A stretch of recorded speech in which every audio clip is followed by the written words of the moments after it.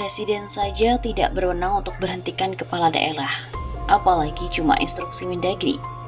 Penerbitan Instruksi Mendagri nomor 6 tahun 2020 tentang penegakan protokol kesehatan untuk pengendalian penyebaran COVID-19 tidak bisa menjadi sebuah dasar untuk memberhentikan kepala daerah.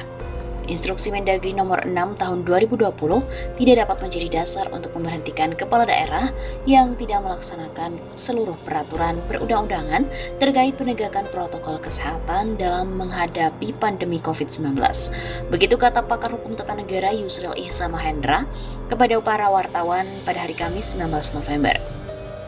Ia juga menjelaskan pada hakikatnya instruksi presiden, instruksi menteri, dan sejenisnya adalah perintah tertulis dari atasan kepada jajaran yang berada di bawahnya untuk melakukan atau tidak melakukan sesuatu. Dalam Undang-Undang Nomor 10 Tahun 2004 yang kemudian diganti dengan Undang-Undang Nomor 12 Tahun 2011 dan kemudian diubah menjadi Undang-Undang Nomor 15 Tahun 2019, jelas Yusril tidak dicantumkan Inpres sebagai salah satu bentuk peraturan perundang-undangan. Hal tersebut karena untuk mengakhiri keraguan-raguan tentang status Inpres yang sangat banyak diterbitkan pada masa Presiden Soeharto. Adanya ancaman kepada kepala daerah dalam Instruksi Mendagri nomor 6 tahun 2020 bisa saja terjadi. Namun proses pelaksanaan pemberhentian kepala daerah tetap harus berdasarkan pada Undang-Undang Nomor 23 tahun 2014 tentang pemerintahan daerah. Begitu lanjut Ketua Umum PBB ini. Ia juga melanjutkan, kepala daerah yang sebelumnya telah ditetapkan KPU sebagai pemenang pemilu tidak dapat dipersoalkan, apalagi ditolak oleh pemerintah. Posisi presiden ataupun Mendagri tinggal menerbitkan keputusan tentang pengesahan pasangan gubernur atau bupati wali kota terpilih dan melantiknya. Dengan demikian, presiden juga tidak berwenang mengambil inisiatif pemberhentian gubernur dan atau wakil gubernur. Mendagri pun juga tidak berwenang mengambil prakarsa pemberhentian bupati dan wali kota beserta dengan wakilnya. Seharusnya jangan hanya Anies, Jokowi pun harus tindak kepala daerah yang biarkan pelanggaran protokol COVID. Pemerintahan Jokowi disarankan tidak tebang pilih dalam menindak kepala daerah yang diindikasikan tidak serius dalam menegakkan aturan protokol COVID-19. Demikianlah pandangan Direktur Eksekutif Persikop Data Muhammad Yusuf Qasim merespon peringatan pemerintah kepada Gubernur DKI Anies Baswedan pada Selasa yang lalu 17 November. Menurut Yuko, sapaan akrabnya, Jokowi dan anak buahnya juga tidak boleh hanya terlihat tegas dalam menindak Anies. Yang tak kalah penting, kata Yuko, juga dipantau para kepala daerah yang di daerahnya sedang memiliki hajat pilkada. Jika pemerintah tidak tegas dengan aturan yang dibuat, yang muncul justru kesan politis dan sikap ketidakkonsistenan dari rezim pemerintahan Jokowi. Semua harus ditindak tanpa pandang bulu. Pilkada kan juga banyak mengatur kampanye, harus ketat juga, sehingga tidak muncul kok tegas di pemimpin tertentu tapi tidak ke yang lain. Dalam suasana COVID, kepala daerah harus disiplin dibantu kepolisian. Demikian pendapatnya kepada kantor berita politik RMOL. Yuko kemudian juga memprediksi jika pemerintahan Jokowi tak konsisten menegakkan aturan, maka yang terjadi di masyarakat adalah pembangkangan. Secara khusus Yuko juga kemudian menekankan ketegasan menerapkan protokol COVID-19 terutama di daerah yang kerabat presiden sedang mengikuti kontestasi pilkada. Jadi, tidak muncul perintah tebang pilih. Kontestasi yang melibatkan kerabat Pak Jokowi harus ketat juga. Jangan hanya yang bukan golongan sehingga yang timbul itu semua kontradiksi masyarakat tidak akan terjadi. Demikian kata dosen Unusia itu.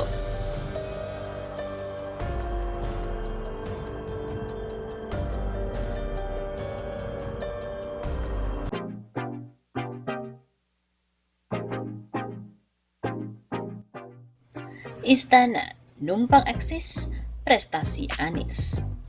Jakarta dinobatkan sebagai kota terbaik dalam acara penganugerahan Sustainable Transport Award 2021.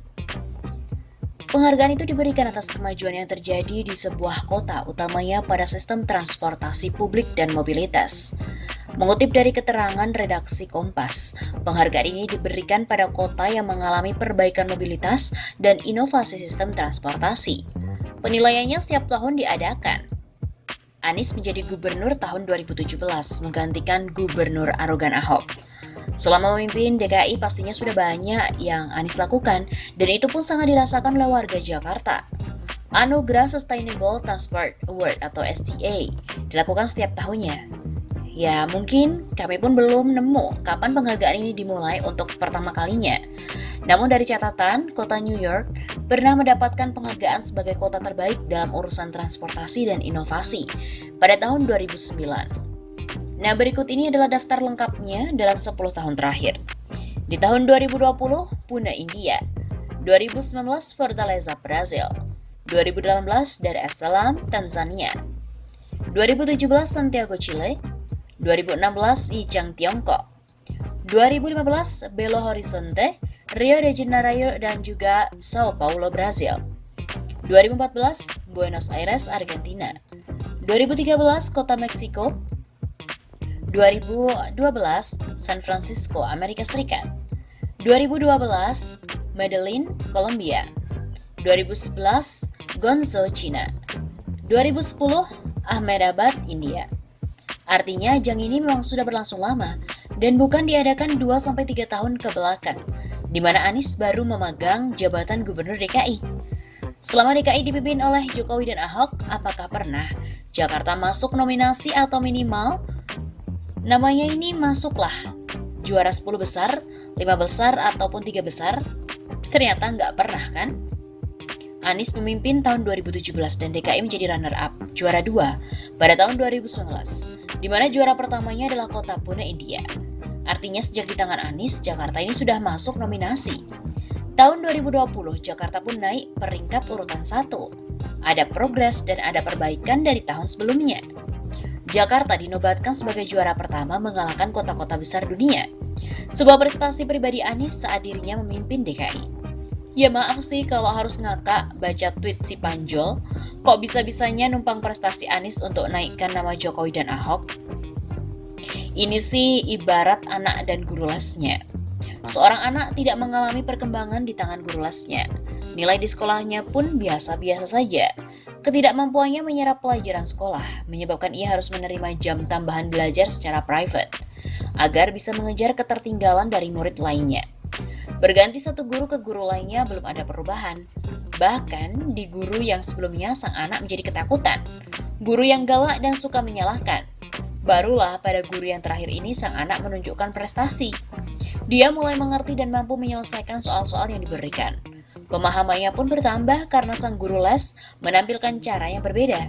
Nilai akademiknya di sekolah pun langsung naik. Yang awalnya tidak masuk 20 besar, perlahan namun pasti mulai merangkak naik, hingga menempatkan diri pada posisi tertinggi, menjadi nomor 1 di sekolahnya. Amazing kan? Logikanya, apabila prestasi itu diklaim sebagai sumbangsih guru les sebelum-sebelumnya, apakah itu masuk akal? Jika indikatornya mengenal angka dan huruf, maka peranan guru TK lah yang harus disebut. Namun dalam proses pengembangan, peran guru les terakhirnya lah yang lebih dominan. Dia mengenali karakter si anak. Dia buat program belajar yang mengikutkan anak aktif untuk bertanya, seperti dialog. Dia buatkan rumus-rumus menarik agar anak mudah dalam memahami soal. Dia buatkan contoh soal pada sesuatu yang menjadi kegemarannya untuk merangsang daya pikir anak. Hingga akhirnya sang anak merasa enjoy menyerap pelajaran itu. Kalau sudah enjoy, maka prestasi tinggal menghitung hari. Itulah yang dilakukan oleh Anies Baswedan dalam membangun DKI. Saat mulai menjabat, Anies langsung merangkul masyarakat Jakarta yang selama dipimpin oleh Ahok hidupnya terkotak-kotak. Mereka yang punya pengalaman kelam dengan Pemprov digandeng, diberikan solusi atas permasalahan yang tidak selesai. Yang kaya nggak bisa semena-mena dengan uangnya, yang miskin nggak harus terpinggirkan karena kesibukan ibu kota. Pertama yang dilakukan Anies membangun manusianya. Budaya yang dulu terkontaminasi dengan cara Ahok memimpin dirubah total, dan sudah ada perbaikan. Selesai di sini, barulah Anies memulai membangun kotanya. Banyak inovasi Anies dalam memanjakan warga Jakarta, khususnya di bidang transportasi. Trotoar diperlebar memberikan kenyamanan bagi pejalan kaki. Jembatan penyeberangan diperbaiki dan dipercantik agar tidak ada lagi warga yang takut melintasi. Armada Transjakarta ditambah. Angkot dimodernisasi, terintegrasi dengan aplikasi. Jalur sepeda dibuat di berbagai sisi, dan hasilnya apa? Jumlah warga yang menggunakan angkutan massal terus bertambah hingga tembus 1 juta per hari sebelum pandemi. Sedikit banyaknya apa yang dilakukan oleh Anies ini ikut andil mengurangi kemacetan. Jokowi dan Ahok memimpin DKI, apa yang mereka hasilkan di bidang transportasi? Pastinya ada, namun tidak membawa hasil yang membanggakan dan diakui dunia. Malah yang menjadi pemberitaan justru keberadaan ratusan bus rongsok yang menunggu tuannya. Dalam kacamata saya ini, malah mereka menumpuk armada bus di sebuah lahan kosong, bukan menyebarkannya di jalanan ibu kota. Lahan kosong yang menjadi museum ratusan bus teronggok meminta pertanggungjawaban. Om, ini bus loh.